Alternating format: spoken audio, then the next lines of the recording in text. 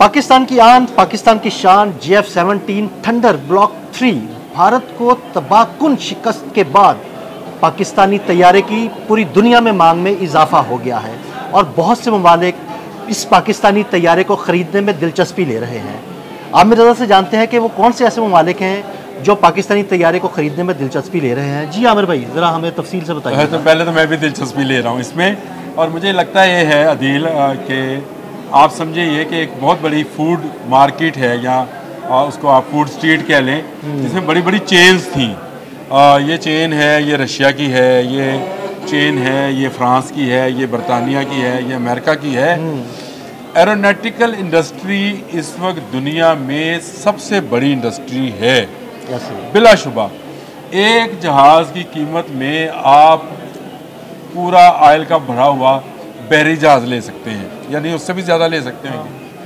इससे आप इस बात का अंदाज़ा करें कि ये कितनी बड़ी इंडस्ट्री थी और इस पर चंद ममालिक की इजारादारी थी। इस इजारादारी में इस फूड चेन्स की पूरी मार्केट में या फूड स्टेट के अंदर एक छोटा सा खोखा हमने लगाया और नवाज शरीफ साहब लेकर आए, और वो था JF-17 थंडर जहाज़ बनाने का। बिल्कुल। और वो आपने वो कहावत सुनी है कि कुबड़े नू लत वजी तो कुब सीधा हो गया। हुआ ये कि अमेरिका ने हमारे F-16 के पुर्जे बंद किए, हमें चाइना से मदद मांगना पड़ी। चाइना के पास ये टेक्नोलॉजी थी कि वो जहाज़ बना रहा था, उन्होंने कहा आप अपना जहाज़ बना ले। हमने कहा जी हम बना लेते हैं। ब्लॉक 1 बनाया, ब्लॉक 2 बनाया, और उसके बाद हमने ब्लॉक 3 बनाया। 2019 में ये ब्लॉक 3 का जहाज़ जब इंडियन जहाज़ों को गिराता है तो इसकी मांग में इजाफा होना शुरू हुआ। 6 और 7 मई की दरमियानी शब जो कुछ हुआ, और उसके बाद 10 मई को जो कुछ हुआ, उसमें JF-17 थंडर पूरी दुनिया की नज़रों में आ गया है। फोकस हो गया है कि यार इतने महंगे महंगे जहाज़, और फ्रांस का राफेल इतना महंगा है, उससे 4 गुना कीमत से का है JF-17 थंडर से, वो गिर सकता है। अगर आपके बाकी जहाज़, अगर जिस तरह से अमेरिकन F-16 हैं जिसके वो कभी पुर्जे रोक लेता है, और दुनिया भर में इस वक्त जितनी F-16 हैं, कहा यह जाता है कि उसके अंदर अमेरिका ने वो सिस्टम नस्ब कर रखा है कि जब चाहे अपनी सेटेलाइट से उनको बंद कर सकता है और उनके मिसाइल नहीं चलेंगे। JF-17 थंडर का जहाज़ जो है इस वक्त पहले ही हमसे जो मुल्क खरीद रहे हैं, पहले मैं उनका जिक्र कर दूं, या जिनकी डिमांड है जो खरीद रहे हैं उनमें अज़रबैजान का हमारे पास है। उसमें 2 हैं, एक सिंगल सीटर है और डबल सीटर। डबल सीटर आपको भी पता है, मुझे भी पता है कि वो काम आता है ट्रेनिंग के लिए। बिल्कुल। अज़रबैजान को 2 जहाज़ हमने वो भी देने हैं। इसके बाद हमारे पास नाइजीरिया से इसकी डिमांड है, उनको देना है। म्यांमार से इसकी डिमांड है, उनको देना है। बांग्लादेश डिमांड तो कर रहा है लेकिन वो उधार पे कर रहा है, क्योंकि वहाँ की इकॉनमी शायद इतनी स्ट्रॉन्ग नहीं, और हो सकता है कि हम उसको दे भी दें over the guarantee of China. ये हमारी डील चल रही है उनके साथ, उनको दे दें। इसके बाद श्रीलंका भी ख्वाहिशमंद है, लेकिन श्रीलंका के साथ भी यही प्रॉब्लम है कि वो उतना महंगा जहाज़ ले नहीं सकता। अब जो जहाज़ जिस मुल्क ने हमसे लेने का मुआहदा किया है, उसकी तकलीफ़ बिग बैंग वाले बरतानिया को बहुत है। ये आप हैरान होंगे, बरतानिया को ये तकलीफ़ नहीं है कि पाकिस्तान का JF-17 थंडर बिक रहा है। उसको ये तकलीफ़ है कि ये ले कौन रहा है, ये ले रहा है जी अर्जेंटाइन। बिल्कुल। और फॉकलैंड के मसले पे अर्जेंटाइन और बरतानिया जंग कर चुके हैं, और यूरोप पूरा जो है वो अर्जेंटाइन को उस नज़र से, क्योंकि लैटिन अमेरिका का मुल्क है, उसको उस नज़र से नहीं देखता है।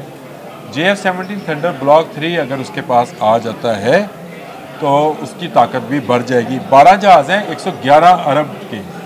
वो जो हमने छोटा खोखा लगाया ना था शवारमे का, उसका शवारमा बिकना वो अच्छे बिकना शुरू है, और हमारी अब दुकान स्टैब्लिश होना शुरू हो गई है।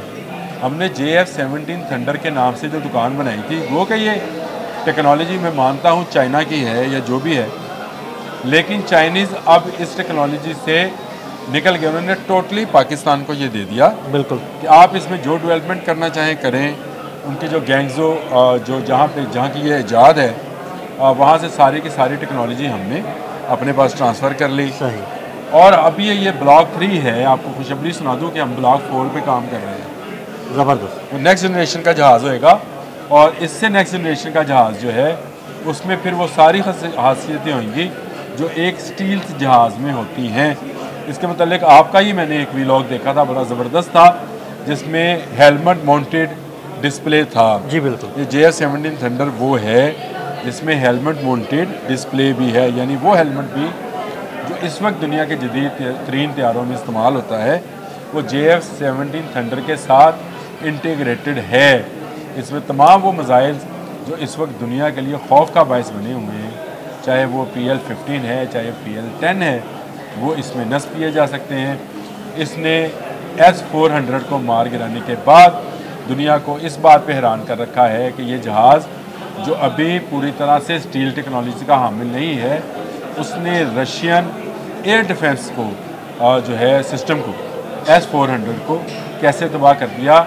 एक चंद मिनट में कह लें या चंद सेकंड्स में कह लें कि आपने $1.5 बिलियन मट्टी कर दी। बिल्कुल। तो JF-17 थंडर की डिमांड में इजाफा तो अब आए रोज़ होना है।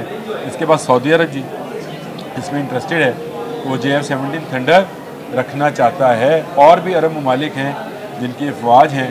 ये अब हमारे पास कैपेसिटी क्या है, हम कब तक इनको डिलीवर कर सकते हैं, कब तक बना सकते हैं, ये अलग बात है, क्योंकि अभी भी हम अगर काम शुरू करते हैं तो अर्जेंटाइन को देते देते हमें 2 से 3 साल 4 साल लगेंगे। ये ऐसा तो है नहीं कि बिल्कुल सामान लाया और बांध लिया।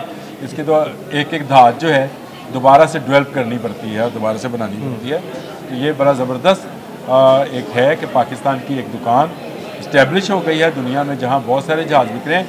हाँ, एक ख़बर मैं भूल गया था आपको बतानी, वो ये कि भारत हमसे 10 साल पहले से तेजा जहाज़ बनाने की कोशिश कर रहे हैं और तेजा का भेजा ख़राब हुआ है और तेजा अभी तक नहीं बन पाया। उनके अरबों डॉलर डूब चुके हैं या आप समझे मिट्टी हो चुके हैं, जबकि हमारा JF-17 थंडर जिसका मैंने बताया कि उन्होंने कहा वो तो अभी पाँव पे नहीं चला और ये डरबी जीत गया। JF-17 थंडर की धूम में जनाब सस्ता जहाज़ है, लेकिन शशके और लश्के सारे उन जहाज़ों जैसे हैं जो इस वक्त खुद को 4th जनरेशन का और 4.5 जनरेशन का और 4+ जनरेशन का जहाज़ कहते हैं। तो मेरा ख्याल है कि उन ममालिक के लिए जो हमारी तरह थर्ड वर्ल्ड के ममालिक है, उसके लिए ये पाकिस्तान का एक तोहफ़ा है कि आप अपने दिफा को मजबूत करने के लिए JF-17 थंडर को लें, इत्मीनान के साथ लें कि ये दुनिया के हर जहाज़ को गिरा सकता है और दुनिया के हर गरूर को हाथ में मिला सकता है। बहुत शुक्रिया आमिर भाई जी। बिल्कुल, आमिर रज़ा ने JF-17 थंडर की खुसूसियात के बारे में भी आपको बताया और ये भी बताया कि मुस्तक़बिल में किन ममालिक के साथ हम इसके सौदे करने जा रहे हैं। अदील अहमद और आमिर रज़ा को इजाज़त दीजिएगा। अल्लाह हाफ़िज़।